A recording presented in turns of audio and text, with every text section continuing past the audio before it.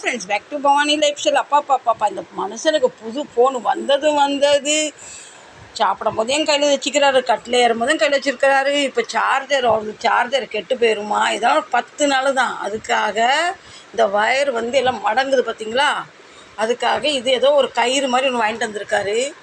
அது இப்போ 1 மணி நேரமாக உக்காந்துட்டு எனக்கு சமையலில் கொஞ்சம் ஹெல்ப் பண்ணடா சாமின்னு சொன்னால் கேட்க மாட்டேக்காரு. இப்படி கிடந்து உயிரை கொடுத்து வயருக்கு சட்டையை போட்டுக்கிட்டு இருக்காரு பாருங்கள். இந்த மனுஷனுக்கு இவ்வளோ அறிவு இல்லை. தீபாவளிக்கு நமக்கு ஒரு சட்டை எடுக்கலையே, நம்ம வயருக்கு சட்டையை போட்டுக்கிட்டு இருக்கோன்னு வேலை செய்ய ஆரம்பிச்சிட்டாரு மனசை தேத்திக்கிட்டு. இது உங்கள் மொபைலில் நீங்கள் எத்தனை பேர் இப்படி பேக்கிங் போட்டிருக்கீங்கன்னு சொல்லுங்கள். அந்த சொல்கிறாங்க இந்த வயர் பெண்ட் ஆகாது, சேஃபாக இருக்குன்னு சொல்கிறாங்க. நமக்கு தெரியாதுப்பா சாமி. இதெல்லாம் நமக்கு தெரிஞ்சது சோறை பொங்கணும், பாத்திரத்தை தேய்க்கணும், சோறை பொங்கணும், பாத்திரத்தை தேய்க்கணும். புதுசில் எல்லாம் சொல்லுவாங்க, புது பொண்டாட்டியை கீழே இறக்க மாட்டேன்னு சொல்கிற மாதிரி ஒரு புது மொபைலில் மடியை விட்டு இறக்க மாட்டேங்கிறாரு. நீங்கள் இந்த மாதிரி உங்கள் மொபைலுக்கு பேக்கிங் போட்டிருக்கீங்களா? சாரி, மொபைலுக்கு இல்லை, வயருக்கு மாதிரி பேக்கிங் போட்டிருக்கீங்களா சொல்லுங்கள். நானும் இவ்வளோ நேரம் இவரை திட்டுனேன், காசு இல்லாத நேரத்தில் நீ இதெல்லாம் என்ன கன்றாய் வாங்கிட்டதுன்னு.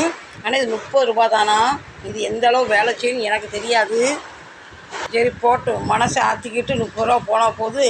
அவருக்கு பிடிச்ச பொருளை வாங்கி வயருக்கு கவசம் போடாத மாதிரி போட ஆரம்பிச்சிட்டாரு. இந்த மாதிரி வேலையெல்லாம் இன்னும் சூப்பராக செய்வார். வீட்டில் சாப்பிட்ற தட்டை கழுவுனா கழுவ மாட்டார். உருட்டுறாரு 1 மணி நேரமும் உருட்டிக்கிட்டு இருக்காரு.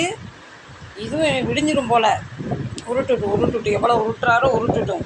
உருட்ட நான் அந்த வயரை பிடிச்சி இழுக்க போங்க, ஒரே காமெடியாக தான் இருக்குது பாருங்கள்.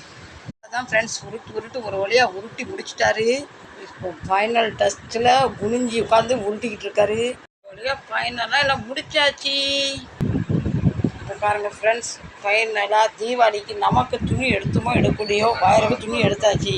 இப்படி ஃப்ரெண்ட்ஸ், நம்ம வயருக்கு புது துணி போட்டாச்சு. இந்த பதிவு பிடிச்சிருந்தா கண்டிப்பாக நீங்கள் சப்போர்ட் பண்ணுங்கள், ஆதரவு தாங்க. உங்கள் வீட்டில் இந்த மாதிரி வயருக்கெல்லாம் புது துணி வாங்கி போட்டிருக்கீங்கன்னா கண்டிப்பாக கமெண்ட் பண்ணி சொல்லுங்கள். மீண்டும் நல்ல பதிவில் உங்களை நான் சந்திக்கிறேன். வயரோட இத்தோட விட பெரிய பேபி லவ் யூ. சப்போர்ட் பண்ணுங்கள், ஆதரவு தாங்க. என் மாவு கை பட்டுட்டான்ப்பா, அவர் வயரில் கெட்டுட்டான். கொள்ளாத வயிறு, நான் பார்க்காத வயிறு. இப்போ கண்ணத்துலேருந்து மாவு போட்டுட்டு துடைச்சிட்டேன்னா இல்லையா. பாய்.